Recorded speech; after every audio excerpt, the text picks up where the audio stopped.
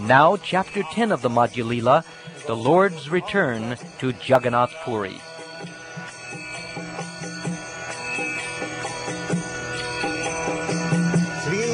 Krishna Caitanya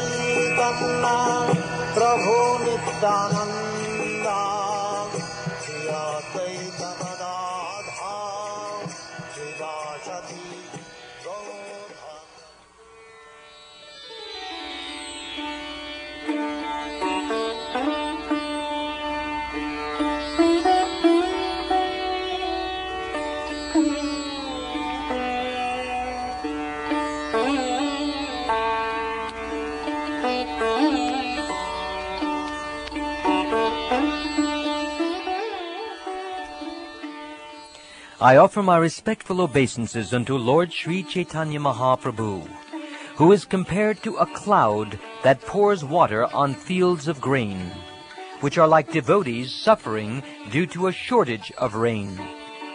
Separation from Sri Caitanya Mahaprabhu is like a drought, but when the Lord returns, his presence is like a nectarian rain that falls on all the grains and saves them from perishing. All glories to Lord Chaitanya. All glories to Nityananda. All glories to Advaita Chandra. And all glories to all the devotees of Lord Chaitanya.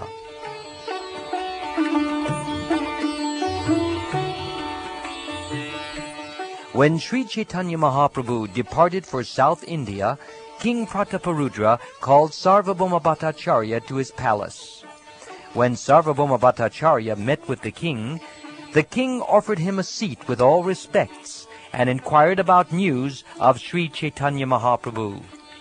The king said to the Bhattacharya, "I have heard that one great personality has come from Bengal and is staying at your home. I have also heard that he is very, very merciful. I have also heard that this great personality has shown you great favor. At any rate, this is what I hear from many different people. Now, being merciful upon me, you should do me the favor of arranging an interview." The Bhattacharya replied, "All that you have heard is true, but as far as an interview is concerned, it is very difficult to arrange. Sri Caitanya Mahaprabhu is in the renounced order and is very much detached from worldly affairs. He stays in solitary places, and even in dreams he does not grant interviews to a king. Still, I would have tried to arrange your interview, but he has recently left to tour South India." The king asked, "Why has he left Jagannath Puri?" "Such are the pastimes of a great personality. Great saints go to holy places of pilgrimage in order to purify them. For that reason, Chaitanya Mahaprabhu is visiting many tirthas and delivering many, many conditioned souls. In the Srimad Bhagavatam, King Yudhishthira said to Vidura, 'Saints of your caliber are themselves places of pilgrimage. Because of their purity, they are constant companions of the Lord. Therefore, they can purify even the places of pilgrimage.' A Vaishnava travels to places of pilgrimage to purify them and reclaim fallen conditioned souls. This is one of the duties of a Vaishnava. Actually, Sri Chaitanya Mahaprabhu is not a living entity, but the Supreme Personality of Godhead himself. Consequently, he is a fully independent controller, yet in his position as a devotee, he carries out the activities of a devotee." Upon hearing this, the king replied, "Why did you allow him to leave? Why didn't you fall at his lotus feet and keep him here?" "Sri Chaitanya Mahaprabhu is the Supreme Personality of Godhead himself and is completely independent. Being Lord Krishna himself, he is not dependent on anyone. Still, I endeavored very hard to keep him here, but because he is the Supreme Personality of Godhead and completely independent, I was not successful." "Bhattacharya, you are the most learned and experienced person I know.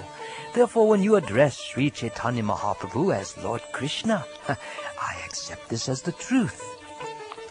When Sri Chaitanya Mahaprabhu returns again, I wish to see him just once in order to make my eyes perfect." Sarvabhauma Bhattacharya replied, His Holiness Lord Sri Caitanya Mahaprabhu will return very soon. I wish to have a nice place ready for him, a place solitary and peaceful. Lord Chaitanya's residence should be very secluded and also near the temple of Jagannath. Please consider this proposal and give me a nice place for him. Kashi Mishra's house is exactly what you require. It is near the temple and is very secluded and calm and quiet. After saying this, the king became very anxious for the Lord to return. Sarvabhauma Bhattacharya then went to Kashi Mishra to convey the king's desire. When Kashi Mishra heard the proposal, he said, I am very fortunate that Sri Caitanya Mahaprabhu, the Lord of all Prabhus, will stay at my home. Thus all the residents of Jagannath Puri, which is also known as Purushottam, were very anxious to meet Sri Caitanya Mahaprabhu again. While all the residents of Jagannath Puri were thus anxious, the Lord returned from South India.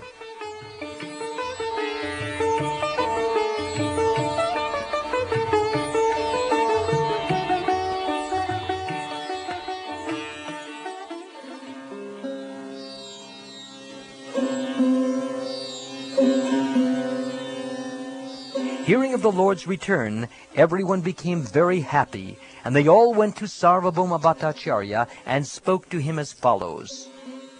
Please arrange our meeting with Sri Caitanya Mahaprabhu. It is only by your mercy that we can attain the shelter of the lotus feet of the Lord. The Bhattacharya replied to the people, Tomorrow the Lord will be at the house of Kashi Mishra. I shall arrange for you all to meet him. The next day, Sri Caitanya Mahaprabhu arrived and went with Sarvabhauma Bhattacharya with great enthusiasm to see the temple of Lord Jagannath. All the servants of Lord Jagannath delivered remnants of the Lord's food to Sri Caitanya Mahaprabhu. In return, Caitanya Mahaprabhu embraced them all. After seeing Lord Jagannath, Sri Caitanya Mahaprabhu left the temple. Bhattacharya then took him to the house of Kashi Mishra. When Sri Caitanya Mahaprabhu arrived at his house, Kashi Mishra immediately fell down at his lotus feet and surrendered himself and all his possessions.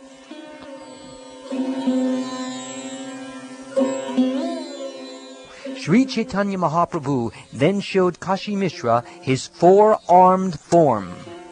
Then, accepting him for his service, the Lord embraced him.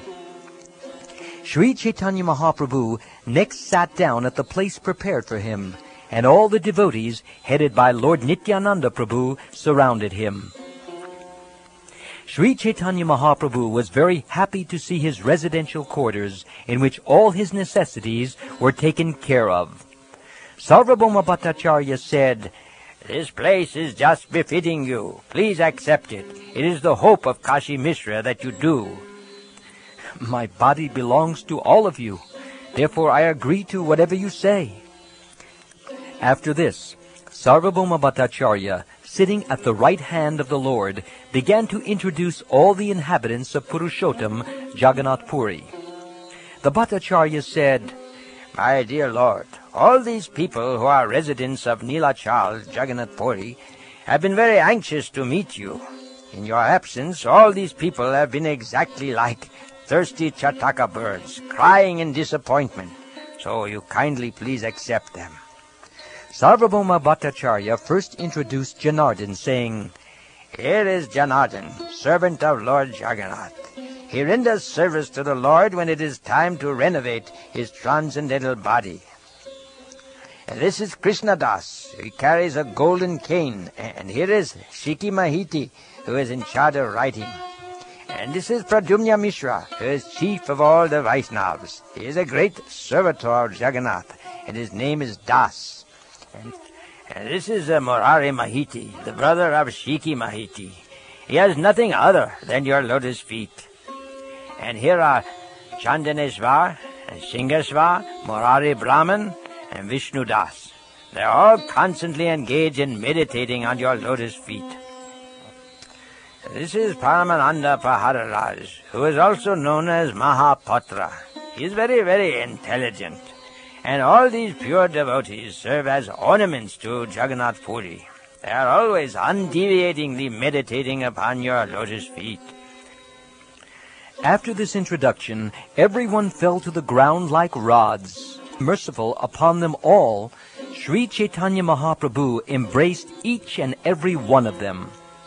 At this time, Bhavananda Rai appeared with his 4 sons, and all of them fell down at the lotus feet of Sri Chaitanya Mahaprabhu.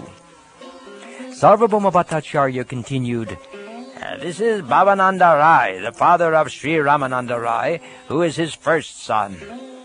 Sri Chaitanya Mahaprabhu embraced Bhavananda Rai, and with great respect spoke of his son Ramananda Rai. Sri Chaitanya Mahaprabhu honored Bhavananda Rai by saying, "The glories of a person who has a jewel of a son like Ramananda Rai cannot be described within this mortal world. You are Maharaj Pandu himself, and your wife is Kunti Devi herself. All your highly intellectual sons are representatives of the 5 Pandavas." After hearing Sri Chaitanya Mahaprabhu's praise, Bhavananda Rai submitted, I am in the 4th class of the social order, and I engage in mundane affairs. Although I am very fallen, you have still touched us. This is proof that you are the Supreme Personality of Godhead. Appreciating Sri Chaitanya Mahaprabhu's favor, Bhavananda Rai also said, Along with my home and riches, servants, and 5 sons, I surrender myself at your lotus feet. This son, Vaninath, will remain at your lotus feet to always immediately attend to your orders and serve you. My dear Lord, please consider me your relative. Do not hesitate to order whatever you desire at any time you desire it.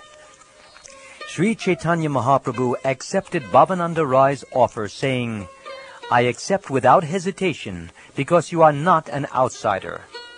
Birth after birth you have been my servant, along with your family members. Sri Ramananda Rai is coming within 5 to 7 days. As soon as he arrives, my desires will be fulfilled. I take great pleasure in his company. Saying this, Sri Chaitanya Mahaprabhu embraced Bhavananda Rai. The Lord then touched the heads of his sons with his lotus feet.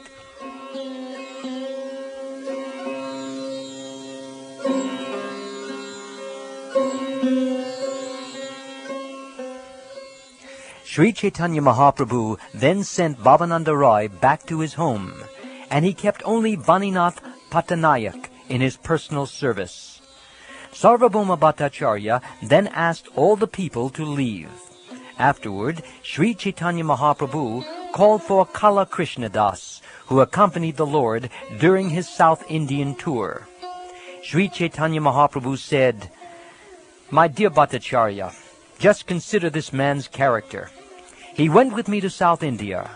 He left my company to associate with the Bhattaharis, but I rescued him from their company and brought him here. Now that I have brought him here, I am asking him to leave. Now he can go wherever he likes, for I am no longer responsible for him. Hearing the Lord reject him, Kala Krishna Das began to cry.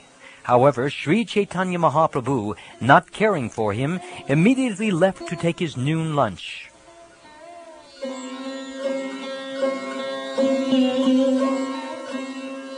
After this, the other devotees, headed by Nityananda Prabhu, Jagannatha, Mukunda, and Damodar, began to consider a certain plan. The Lord's 4 devotees considered, we want a person to go to Bengal just to inform Shachi Mata about Sri Chaitanya Mahaprabhu's arrival at Jagannath Puri.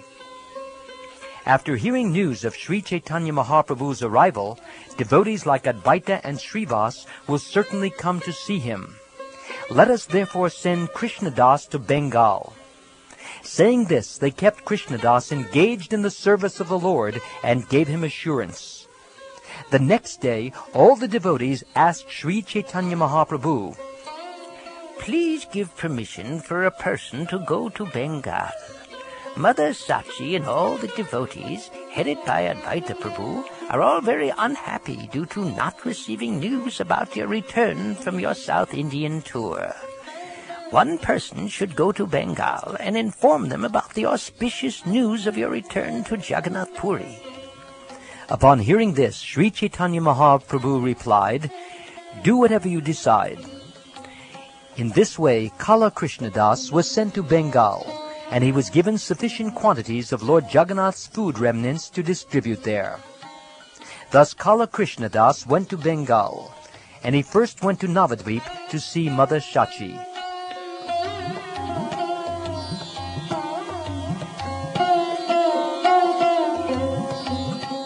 Upon reaching Mother Shachi, Kala Krishnadas first offered his obeisances and delivered the food remnants, or Mahaprasad.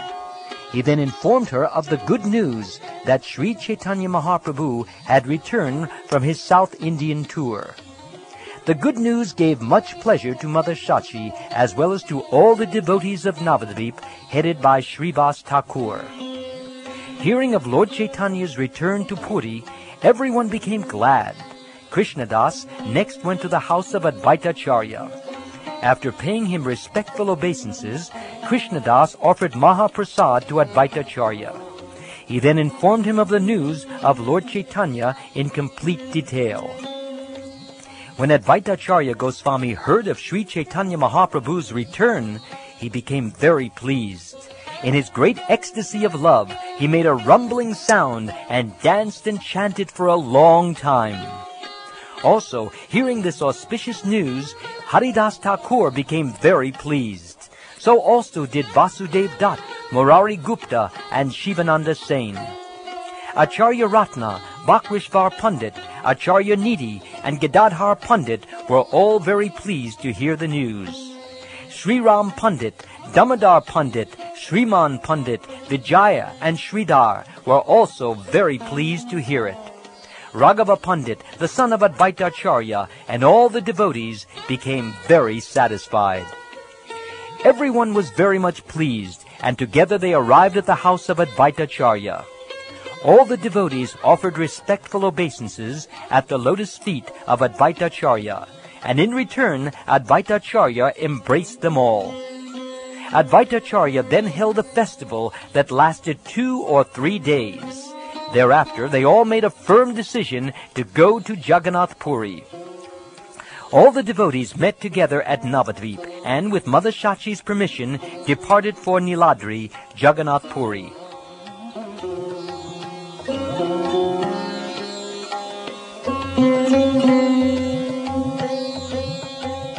The inhabitants of Kulinagram, Satyaraj, Ramananda, and all the other devotees there came and joined Advaitacharya. Mukunda, Narahari, Raghunandan, and all the others came from Kanda to Advaitacharya's home to accompany him to Jagannath Puri. At that time, Paramananda Puri also came from South India. Traveling along the banks of the Ganges, he ultimately reached the town of Nadia. At Navadvip, Paramananda Puri took his board and lodging at the house of Shachi Mata. She provided him with everything very respectfully. While residing at the house of Shachi Mata, Paramananda Puri heard the news of Sri Chaitanya Mahaprabhu's return to Jagannath Puri. He therefore decided to go there as soon as possible. There was a devotee of Sri Chaitanya Mahaprabhu named Dvija Kamalakanta, whom Paramananda Puri took with him to Jagannath Puri. Paramananda Puri very soon arrived at Sri Chaitanya Mahaprabhu's place. The Lord was very happy to see him. In a great ecstasy of love, the Lord worshipped the lotus feet of Paramananda Puri, and in turn, Paramananda Puri embraced the Lord in great ecstasy. Sri Chaitanya Mahaprabhu said, "Please stay with me and thus show me favor, accepting the shelter of Jagannath Puri." Paramananda Puri replied, "I also wish to stay with you. Therefore I have come from Bengal, Goda, to Jagannath Puri.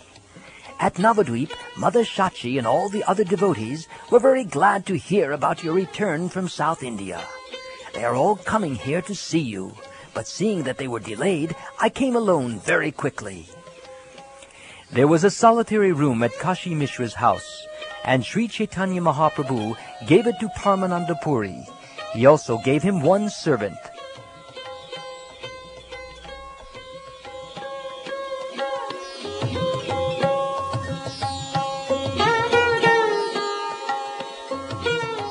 Svarup Damodar also arrived the next day. He was a very intimate friend of Sri Chaitanya Mahaprabhu, and he was an ocean of transcendental mellows. When Svarup Damodar was residing at Navadvip under the shelter of Sri Chaitanya Mahaprabhu, his name was Purushottam Acharya. After seeing that Sri Chaitanya Mahaprabhu accepted the renounced order, Purushottam Acharya became like a madman and immediately went to Varanasi to take sannyas. At the conclusion of his sannyas, his spiritual master, Chaitanyananda Bharati, ordered him, "Read Vedanta Sutra and teach it to all others." Svarup Damodar was a great renunciate, as well as a great learned scholar. With heart and soul, he took shelter of the Supreme Personality of Godhead, Sri Krishna. He was very enthusiastic to worship Sri Krishna without disturbance. Therefore, it was almost in madness that he accepted the sannyas order. Upon accepting sannyas, Purushottam Acharya followed the regulative principles by giving up his tuft of hair and sacred thread. But he did not accept the saffron-colored dress. Also, he did not accept a sannyasi title, but remained as a Naishtika brahmachari or lifetime celibate.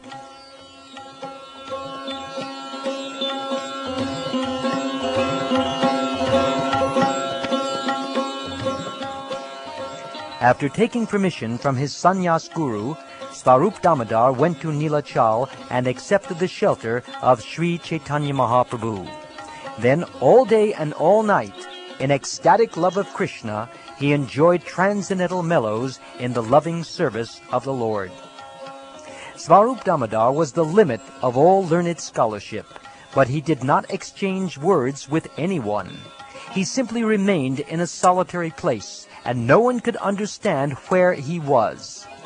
Sri Svarup Damodar was the personification of ecstatic love, fully cognizant of the transcendental mellows in relationship with Krishna. He directly represented Sri Chaitanya Mahaprabhu as his second expansion.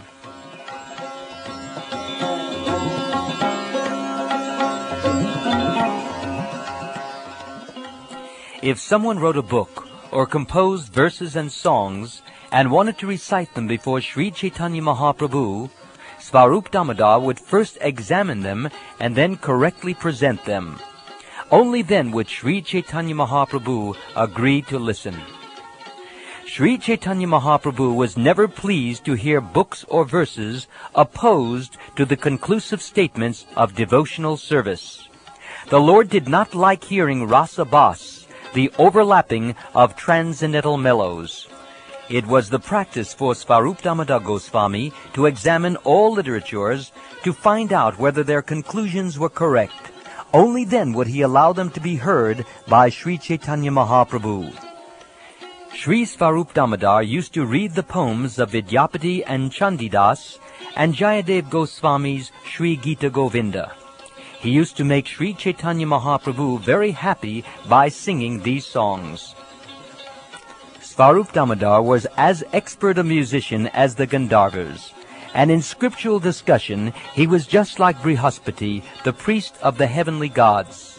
Therefore it is to be concluded that there was no great personality quite like Svarup Damodar.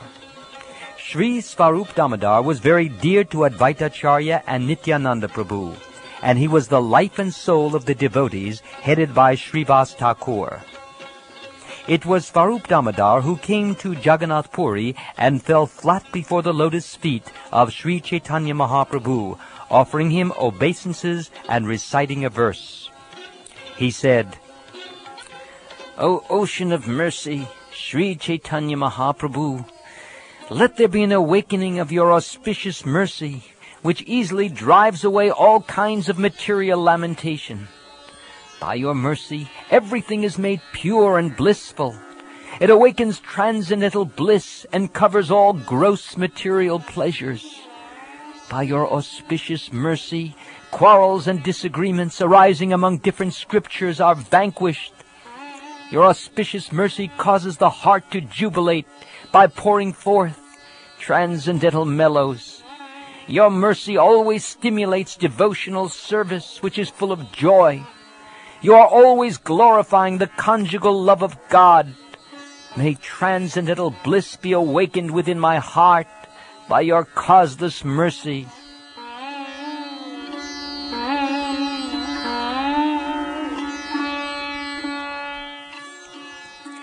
Sri Chaitanya Mahaprabhu raised Svarup Damodar to his feet and embraced him. They both became ecstatic in love and fell unconscious. After they had both regained their patience, Sri Chaitanya Mahaprabhu began to speak. Sri Chaitanya Mahaprabhu said, "I saw in a dream that you were coming, and so this is very auspicious. I have been like a blind man, but your coming here restores my vision." Svarup said, "My dear Lord, please excuse my offense. I gave up your company to go elsewhere, and that was my great mistake. My dear Lord, I do not even possess a trace of love at your lotus feet. If I did, how could I go to another country? I am therefore a most sinful man. I gave up your company, but you did not give me up. By your merciful rope, you have bound me by the neck and brought me back again to your lotus feet." Svarup Damodar then worshipped the lotus feet of Nityananda Prabhu, and Nityananda in turn embraced him in the ecstasy of love. After worshipping Nityananda Prabhu, Svarup Damodar met Jagannatha, Mukunda, Shankara, and Sarvabhauma, as was befitting. Svarup Damodar also offered his worshipful prayers at the lotus feet of Paramananda Puri, who in return embraced him in ecstatic love. Sri Chaitanya Mahaprabhu then gave Svarup Damodar residence in a solitary place, and ordered one servant to serve him with a supply of water and other necessities.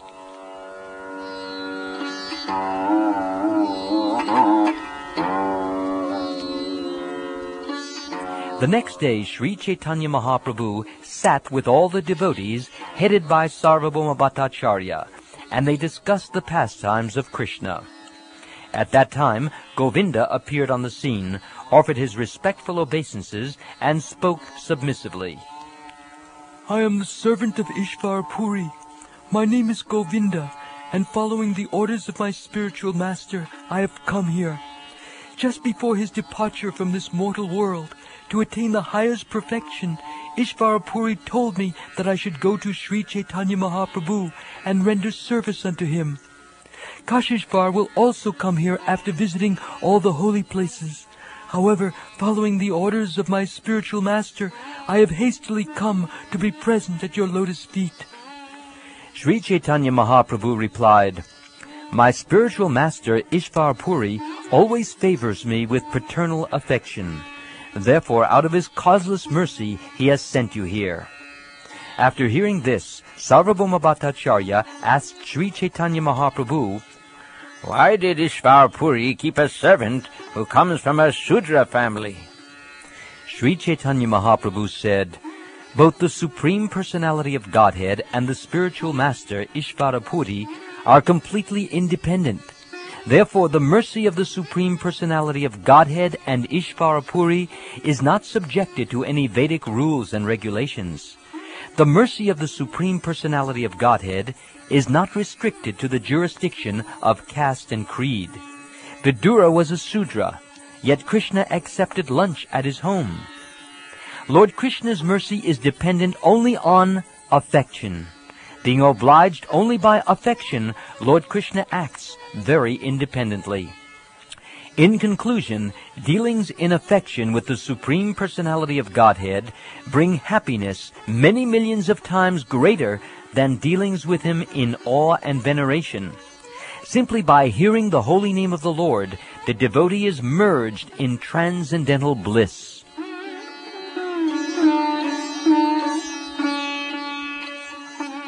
After saying this, Sri Chaitanya Mahaprabhu embraced Govinda, and Govinda in turn offered his respectful obeisances unto Sri Chaitanya Mahaprabhu's lotus feet. Sri Chaitanya Mahaprabhu then continued speaking to Sarvabhauma Bhattacharya. Consider this point. The servant of the spiritual master is always respectable for me. As such, It is not befitting that the Guru's servant should engage in my personal service. Yet my spiritual master has given this order. So what shall I do?" Sarvabhauma Bhattacharya said, "The order of the spiritual master is very strong and cannot be disobeyed. That is the injunction of the Shastras, the revealed scriptures. Being ordered by his father, Parashuram killed his mother Renuka, just as if she were an enemy. Lakshman, the younger brother of Lord Ramachandra, immediately engaged himself in the service of his elder brother and accepted his orders. The order of the spiritual master must be obeyed without consideration." Lord Ramachandra said, "The order of a great personality, like a father, must be executed without consideration, because there is good fortune in such an order for both of us. In particular, there is good fortune for me." After Sarvabhauma Bhattacharya said this, Sri Chaitanya Mahaprabhu embraced Govinda and engaged him in the service of his personal body. Everyone respected Govinda as the dearest servant of Sri Chaitanya Mahaprabhu, and Govinda served all the Vaishnavas and saw to their needs. Both Haridas Sr. and Haridas Jr., who were musicians, as well as Ramai and Nandai, used to stay with Govinda. They all remained with Govinda to serve Sri Chaitanya Mahaprabhu. Therefore, no one could estimate the good fortune of Govinda.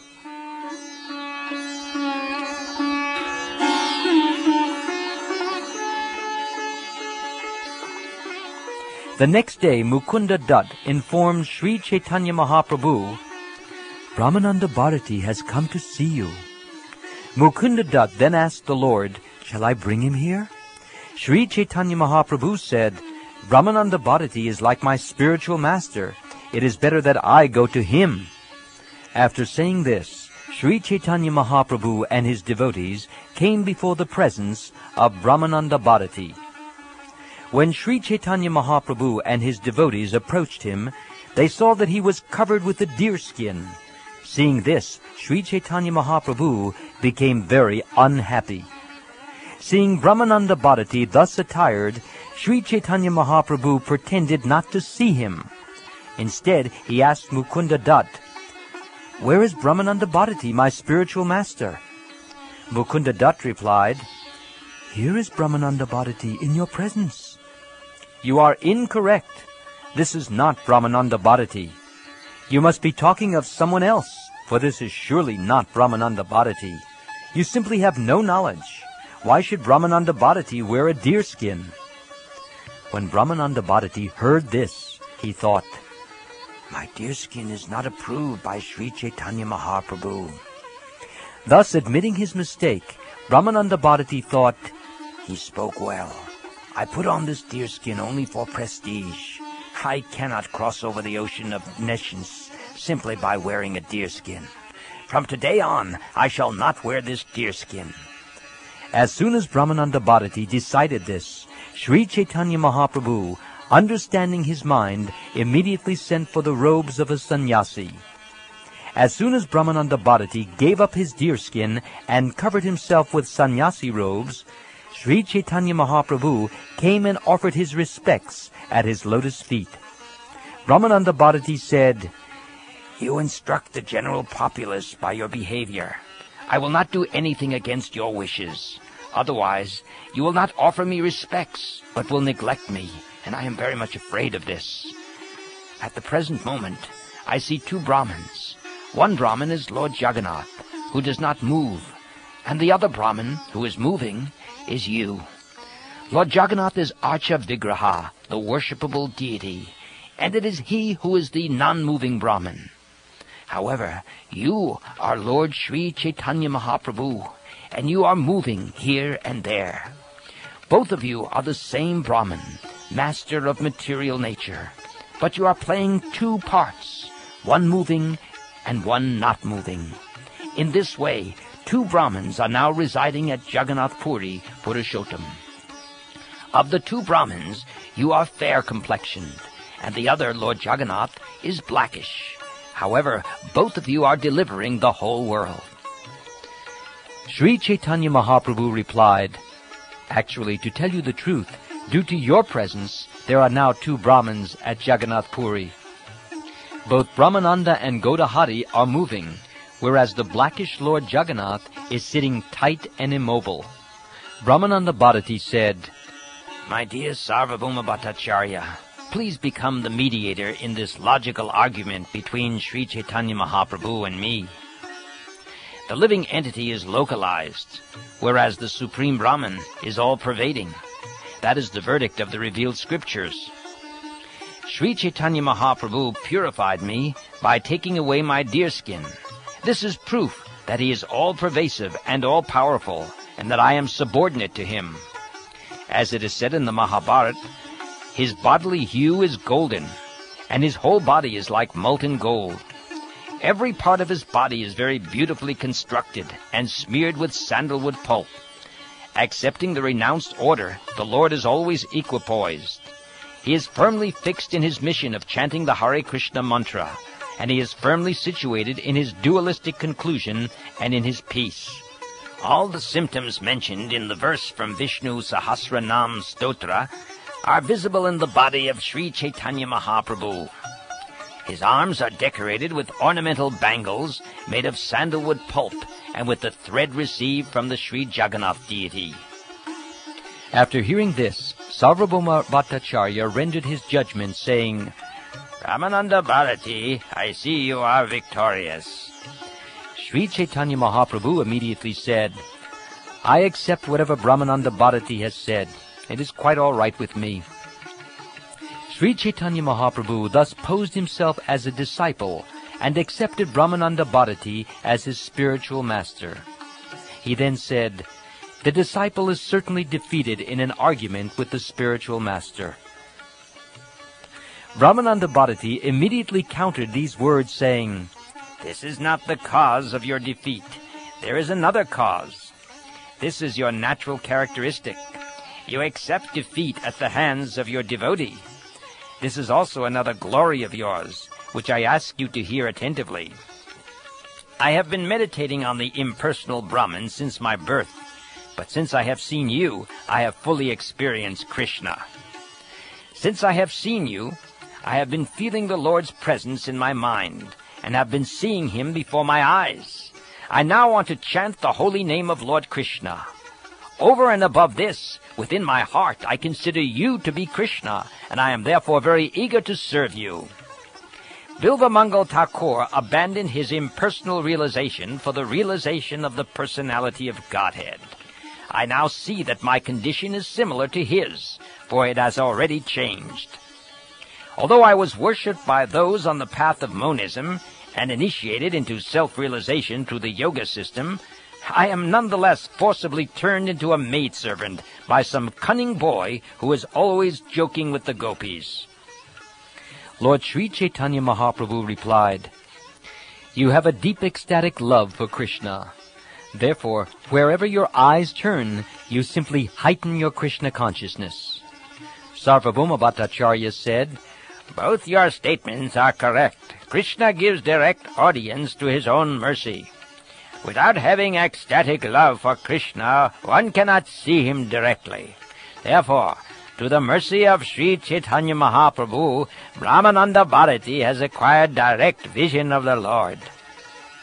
Sri Chaitanya Mahaprabhu said, "Sarvabhauma Bhattacharya, what are you saying?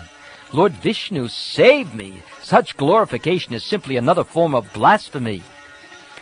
After saying this, Sri Chaitanya Mahaprabhu took Brahmananda Bharati with him to his residence.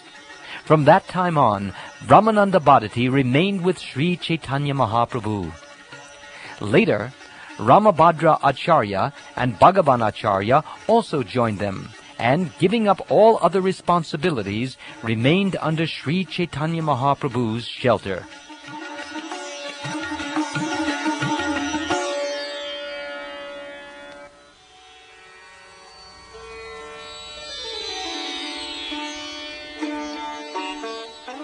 The next day, Kashishvar Goswami also came and remained with Sri Chaitanya Mahaprabhu, who received him with great respect.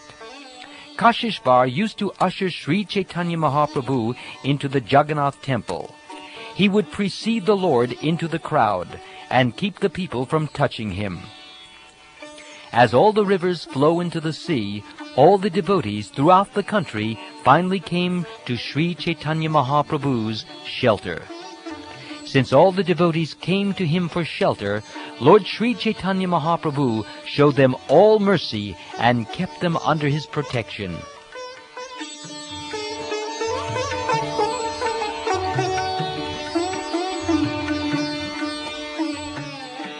Thus I have described the meeting of all the Vaishnavas with Sri Chaitanya Mahaprabhu. Whoever hears this description ultimately attains his shelter.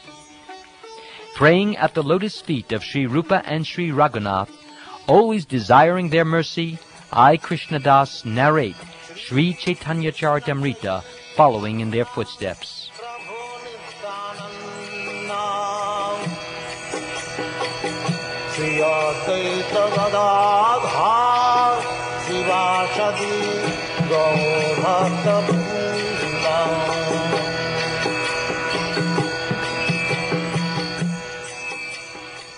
This ends Chapter 10 of the Madhya Lila, the Lord's return